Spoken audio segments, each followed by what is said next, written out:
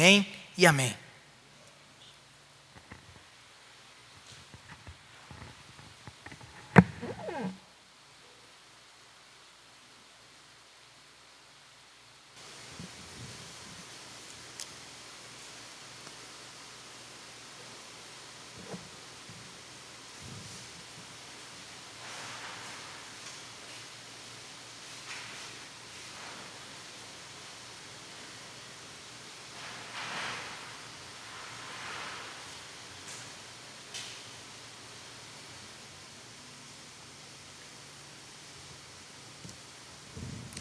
Que a graça e que a paz de Cristo Jesus esteja com a amada igreja. Amém?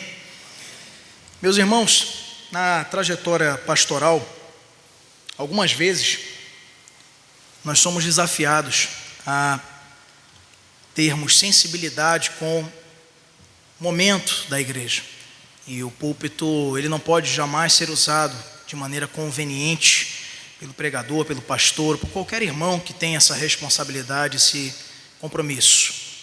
Tanto porque a recomendação de Paulo a Timóteo, na primeira carta a Timóteo, capítulo 4, verso 2, prega a palavra. Mas é com a palavra que o pregador, estando na dependência do Espírito Santo de Deus, ouve a sua voz primeiramente, para trazer à igreja a mensagem que a edificará no momento para o qual ela precisa ouvir determinada mensagem.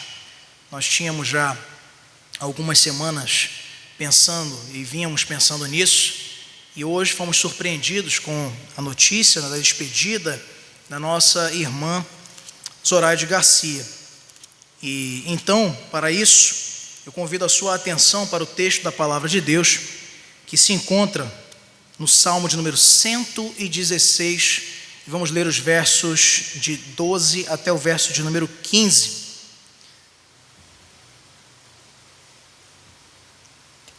Uma outra mensagem havia sido preparada para essa noite com outro tema, ficará para uma outra oportunidade, mas Deus nos falou muito claramente nessa tarde para meditarmos nesse texto, nessa noite. Conforme você encontrar esse texto, fique de pé em reverência à palavra de Deus para lermos e acompanharmos o que a palavra tem a nos exortar sobre esse tão importante tema.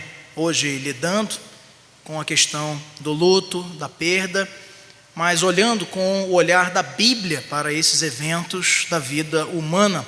Salmo 116, versos de 12 até o verso de número 15. Acompanhe comigo na sua Bíblia. Que darei ao Senhor por todos os seus benefícios para comigo? Tomarei o cálice da salvação e invocarei o nome do Senhor. Cumprirei os meus votos ao Senhor na presença de todo o seu povo. Preciosa é aos olhos do Senhor a morte dos seus santos. Feche seus olhos, vamos orar mais uma vez ao Senhor. Santo Deus, na tua dependência, nós te rogamos, Pai, que fales livremente aos nossos corações e transmita-nos, Senhor, os recados que precisamos receber de Ti, o consolo paternal da Tua parte, para, na Tua palavra, encontrarmos, Senhor, forças para entender, Senhor, as despedidas, entender, Senhor, esse fato tão previsível da vida humana, mas que ainda nos pega muitas vezes, Senhor, de surpresa. Ajuda-nos, Senhor, a nos concentrarmos em tudo aquilo que Tu tens preparado e reservado para falar à Tua igreja, como antes falaste a mim. Apesar dos meus pecados, da minha condição, Senhor, limitada, eu te rogo em nome de Jesus, que o Teu Espírito Santo tenha, Senhor, total autoridade, como tens, para transmitir com eficácia o Teu recado aos ouvidos da Tua igreja. É o nosso pedido nessa noite, em nome de Jesus. Amém. Podem sentar, meus irmãos. Preciosa é aos olhos do Senhor a morte dos seus santos. Hoje nos despedimos de uma irmã tão querida nessa igreja, e isso nos traz muita reflexão sobre as nossas próprias vidas. Apesar, meus irmãos, de ser uma das circunstâncias mais certas da vida humana, a morte, é certo que todos nós, indiscutivelmente, ainda nos surpreendemos com a notícia do falecimento de alguém por quem nutrimos afeto. É um fato, não há quem seja tão empedernido no seu coração internamente que não se emocione, que não sinta a saudade, a ausência. Mas ao mesmo tempo, queridos, em que a morte é o fato mais previsível da vida humana, parece que nunca estamos adequadamente preparados para ela. Talvez pela realidade apresentada por Salomão, lá quando escreve em Eclesiastes capítulo 3, versos 11 e 12, que Deus pôs a eternidade no coração do homem. Isso explica muito o porquê de nós não nos acostumarmos com essa situação da despedida, que é algo que será uma realidade na vida de todos nós, desde os mais jovens até os mais vividos. Ou quem sabe, não por isso, mas por outra razão, nós nos encontremos sempre despreparados para lidar com a morte. Pode ser pelo terror descrito pelo salmista lá no Salmo 55, verso 4, quando diz: o meu coração está dorido dentro de mim e terrores de morte sobre mim caíram. A morte ainda é para muitos um grande e monstruoso susto. Para muitos, a despedida indesejada. Entretanto, queridos, os que morrem em Cristo, morrem com uma perspectiva diferente, morrem com esperança. Quem morre em Cristo morre com a alma cheia de vigor, de graça, certo de que está para encontrar-se com o seu Salvador, mesmo estando em circunstâncias de sofrimento ou de desgaste. Como aquele segundo ladrão da cruz, lá em Lucas capítulo 23, versos 42 e 43, que roga ali, ciente da sua situação de crime, de morte que estava ali se avizinhando da sua natureza, e pede, recriminando o primeiro ladrão que zombava de Jesus, e diz: mestre, se for da tua vontade, lembra-te de mim quando entrares no teu paraíso, no teu reino. E Jesus vira-se para ele e diz: em verdade eu te digo que hoje mesmo estarás comigo no paraíso. Isso é o sentimento de muitos dos que vivem uma vida fiel diante do Senhor, com perspectiva de esperança e não de encerramento ou de despedida.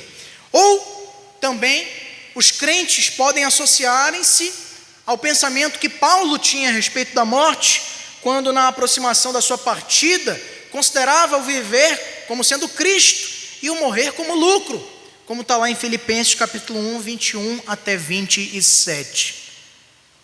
Mas não é, meus irmãos, só para o cristão, só para o crente, que a morte tem uma perspectiva diferente. Também para Deus, como é registrado pelo salmista no texto lido, que acabamos de ver, capítulo 116, livro de Salmos, verso 15: preciosa é aos olhos do Senhor a morte dos seus santos. Significa que Deus tem um olhar diferente da morte dos seus, do olhar que tem para a morte dos injustos. Significa que é custoso, que é penoso para o Senhor abrir mão da vida de um eleito, de alguém que vive de maneira santa ao seu lado, a morte dos que lhe pertencem, isto é, dos seus santos. E hoje, meus irmãos, após esta perda da nossa querida irmã Zoraide Garcia, uma dessas mortes caras diante do Senhor, nós queremos refletir com a igreja sobre o porquê dos servos fiéis do Senhor serem considerados caros, preciosos aos olhos do Senhor. E tem três coisas, três lições, ou três verdades, que nesse texto nós podemos aprender e que explicam por que aos olhos do Senhor a morte dos seus santos é preciosa, é cara. Em primeiro lugar, no verso 12, nos é mostrado, meus irmãos, que a morte ela é preciosa ao Senhor pelo reconhecimento e pela gratidão. Verso 12 diz: que darei ao Senhor por todos os seus benefícios para comigo.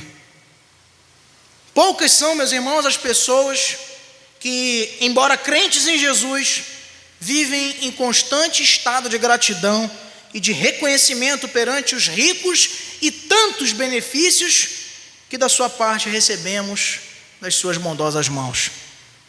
No Salmo 50, verso 23, o salmista nos registra os dizeres de Deus afirmando ao seu povo: quem me oferece a sua gratidão como sacrifício, honra-me, e eu mostrarei a salvação de Deus aos que andam nos meus caminhos.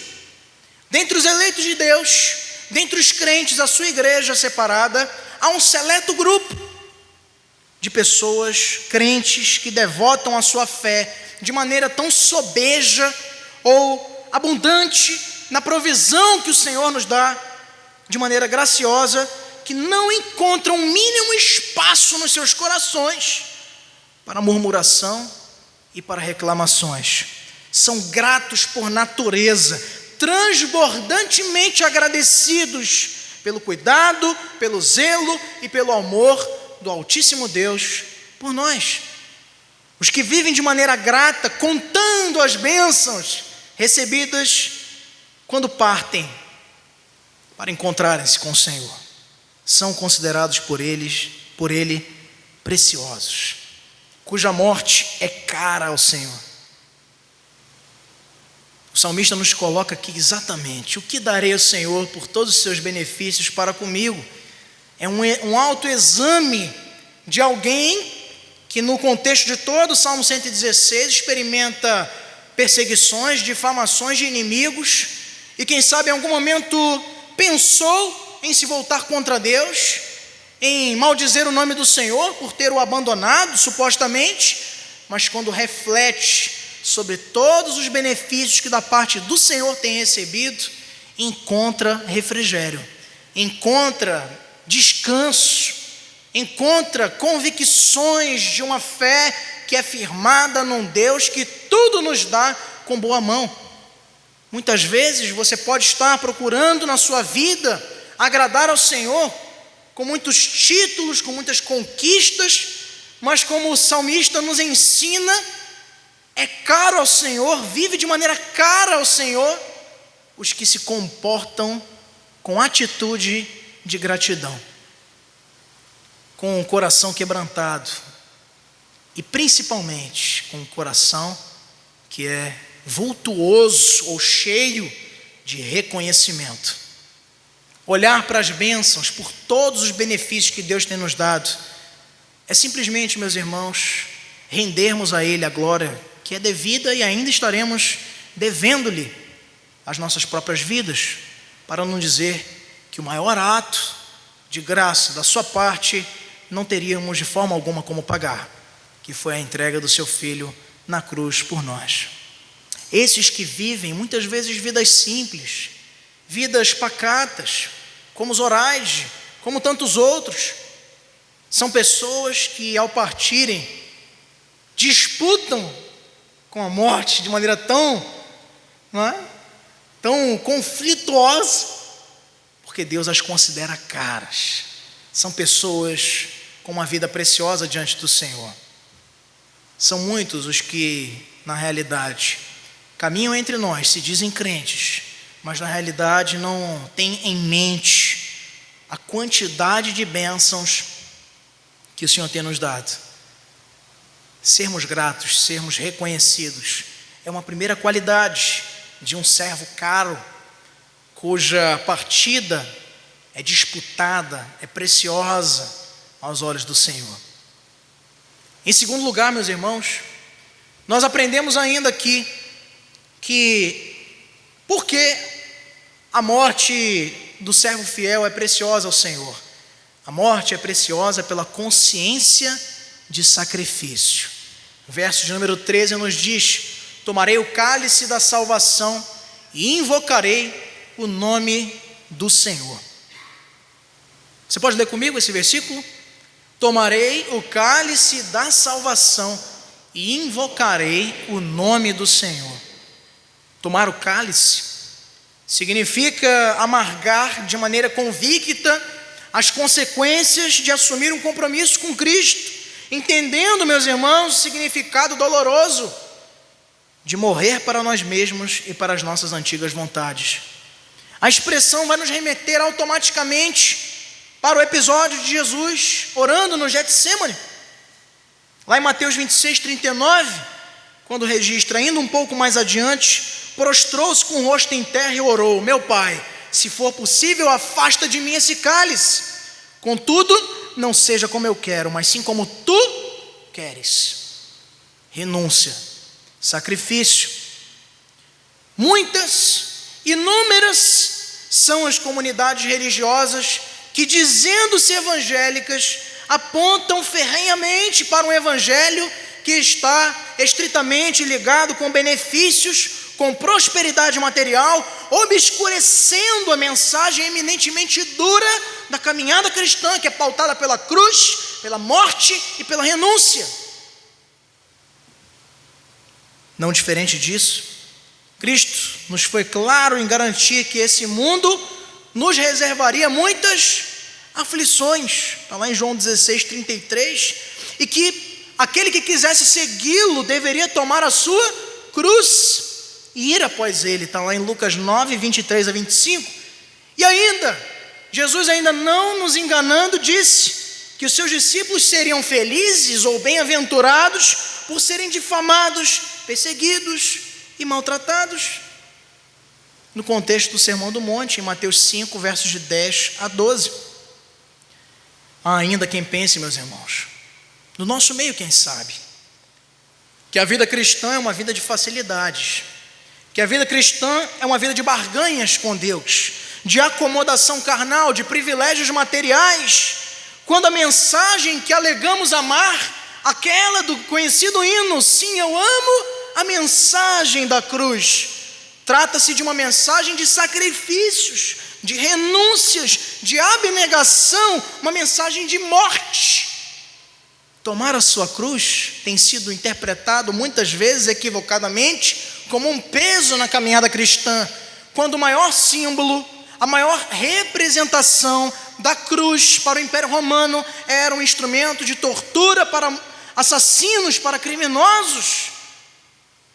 Cruz, no contexto em que Jesus nos adverte para levarmos, não é um peso. Tire isso da tua mente. A cruz que ele diz: tome ela e venha após mim, negando-se a si mesmo dia após dia, chama-se morte. Cruz é morte para quem nós éramos. São precisamente estes que morrem para o velho homem, morrem para o pecado, morrem para os desejos da carne. São esses, meus irmãos, que em sua vida, como Zoraide e como muitos outros crentes abnegados e fiéis na história da igreja, estiveram muito bem conscientes do sacrifício que implicava seguir o Senhor Jesus, e estes são considerados caros na sua partida pelo Senhor da Seara.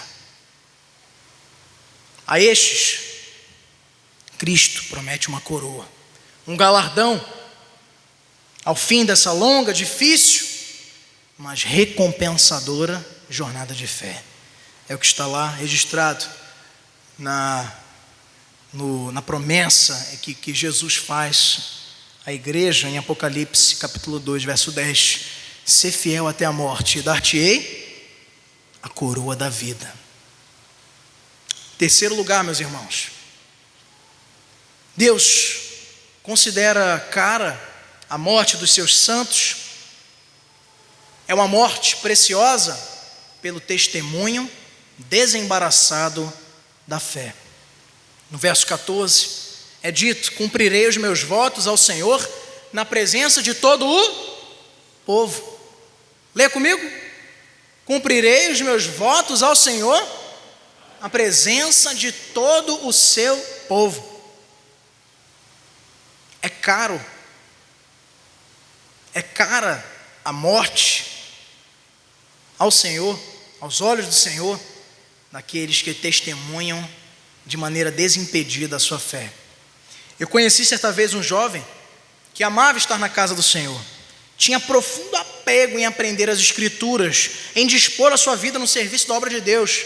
Você podia contar com aquele irmão para tudo e qualquer coisa, e não importava o horário, mas possuía uma terrível falha de caráter cristão, e que o desqualificava como um verdadeiro discípulo do Mestre. Ele possuía uma incompreensível vergonha Pasmem, de andar na rua com a sua Bíblia. Ele tinha medo, como confessado a mim certa feita, de ser reconhecido por amigos e vizinhos como um crente. Não é de hoje que se proliferam na igreja, meus irmãos, na igreja do Senhor, os chamados crentes 007, ou os agentes secretos da fé, que tremem de medo de serem reconhecidos como cristãos e genuínos discípulos de Jesus. Já era uma realidade nos tempos de Jesus. Motivo pelo que ele advertiu aos 12 em Mateus 10, de 32 a 33, dizendo: quem, pois, me confessar diante dos homens, eu também o confessarei diante do meu Pai que está nos céus. Mas aquele que me negar diante dos homens, eu também o negarei diante do meu Pai que está nos céus. A grande marca da fé daqueles que verdadeiramente temem ao Senhor de maneira sincera, meus irmãos, é um testemunho desembaraçado de vergonha ou de timidez em confessar a fé no Senhor. Fato que no passado e ainda hoje pode ser e significar uma verdadeira sentença de morte, sobretudo aos integrantes da chamada igreja perseguida. Dizer que crê no Senhor pode significar imediatamente uma sentença cabal para a sua existência, sobretudo como foi na Roma do primeiro século e como é hoje em países islâmicos e dominados por radicais extremistas. Paulo, o grande apóstolo, sabedor dessas consequências de servir e de confessar a fé no unigênito Filho de Deus, ousadamente nos convida a viver a palavra de Deus de maneira desimpedida, como consta lá em Romanos 1,16, quando diz: pois não me envergonho do Evangelho, porque é o poder de Deus para a salvação de todo aquele que crê.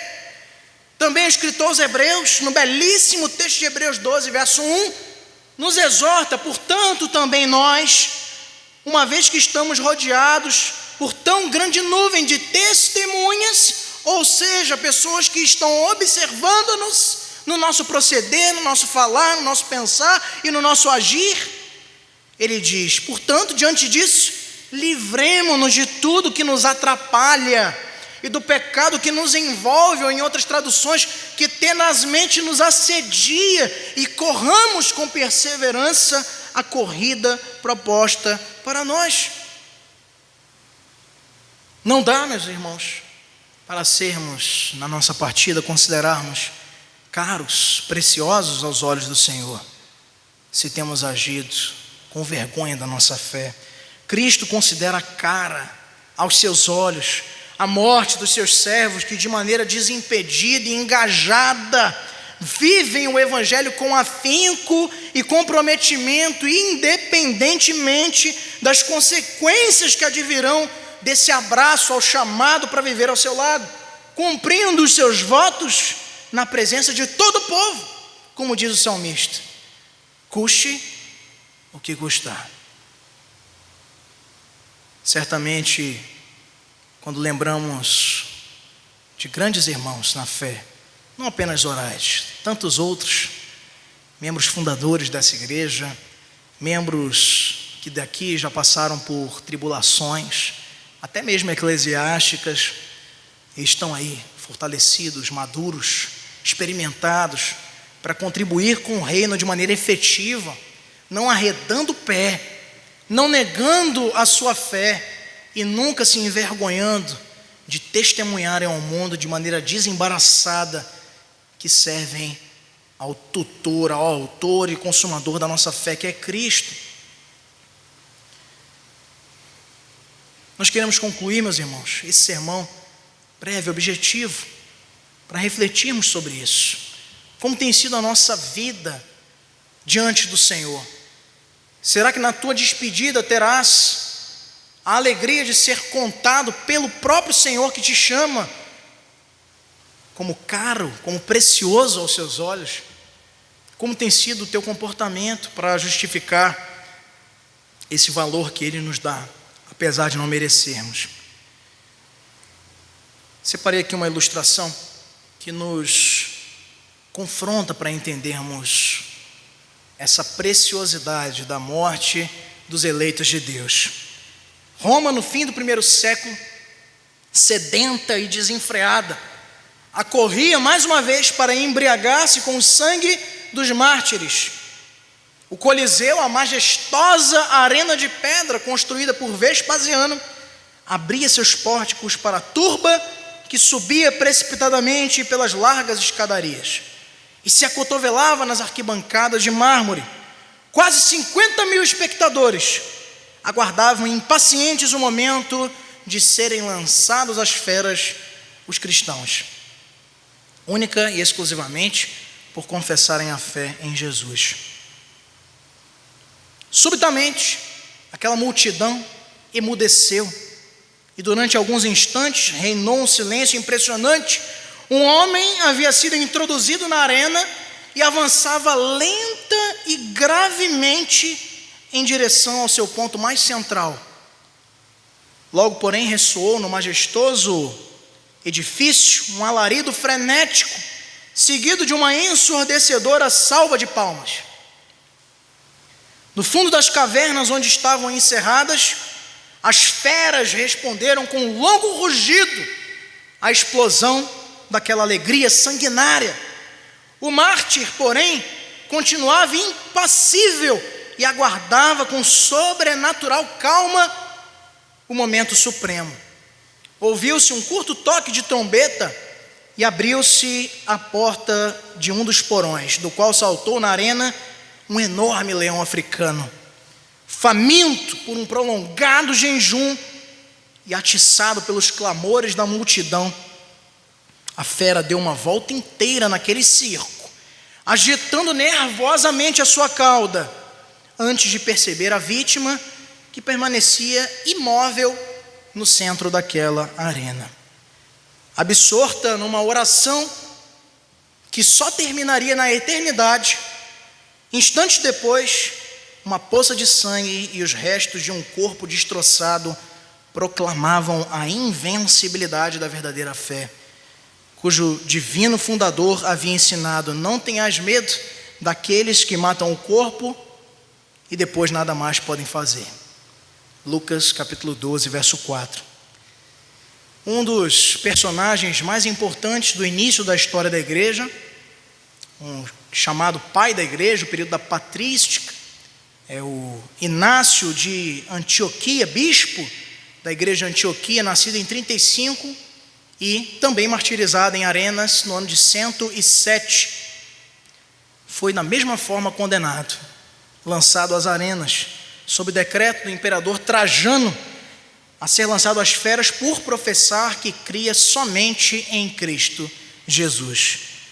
Os crentes, clamando por Inácio, multiplicavam seus esforços em oração para livrá-lo daquele suplício. Porém, ele rogava a eles: deixai-me fazer o meu sacrifício, enquanto o altar está preparado. Nem as chamas, nem a cruz, nem os dentes dos leões me causam medo. É por meio deles que chegarei até Deus. No meio daquele anfiteatro, exclamou Inácio de Antioquia antes de ser devorado pelas feras: eu sou o trigo de Cristo e desejo ser moído pelos dentes dos leões para tornar-me um pão agradável ao Senhor Jesus. Mortes caras, custosas aos olhos do Senhor. Mortes de gente que sabia, com enaltecida certeza, que a morte não lhes era uma sentença definitiva, mas uma despedida para a vida que realmente interessava, ao lado do seu mestre por toda a eternidade no Betel de Deus, preparado para os eleitos desde antes da fundação do mundo. Oportuno lembrarmos, meus irmãos, da promessa de Deus por meio do profeta Isaías, capítulo 57, verso 2, quando nos disse assim: aqueles que andam retamente entrarão na paz, acharão descanso na morte.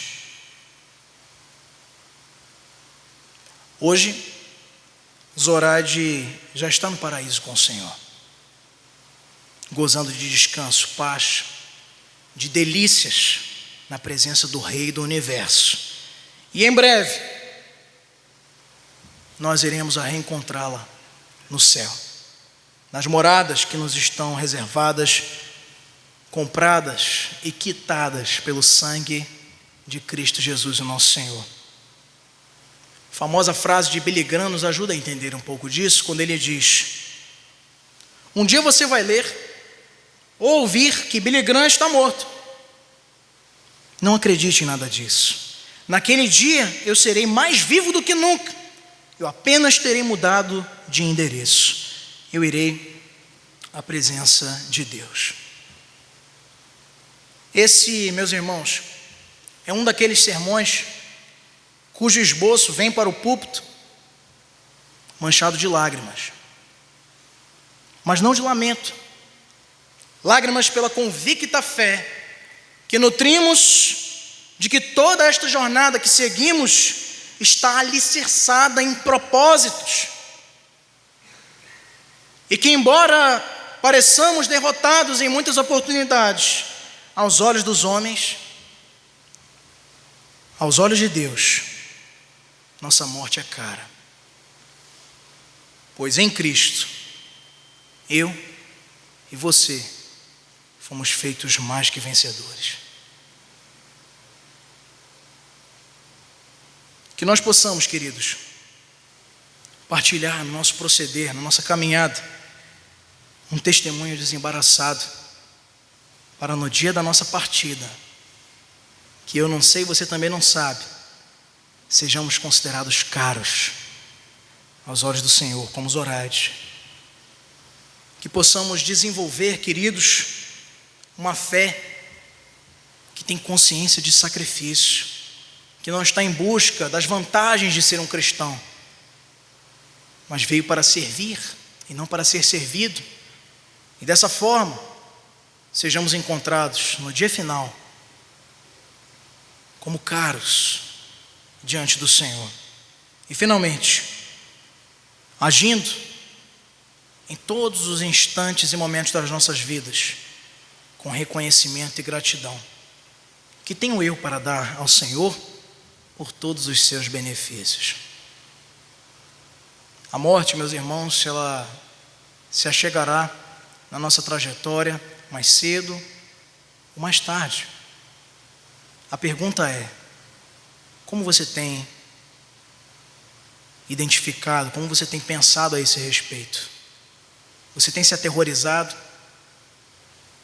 Ou você tem ansiado, como Paula, como Zoraide, como como Elza, pessoas abnegadas que testemunharam desses predicados, qualidades que poucos crentes têm na história da igreja. Feche seus olhos nesse momento, vamos orar ao Senhor. Santo Deus,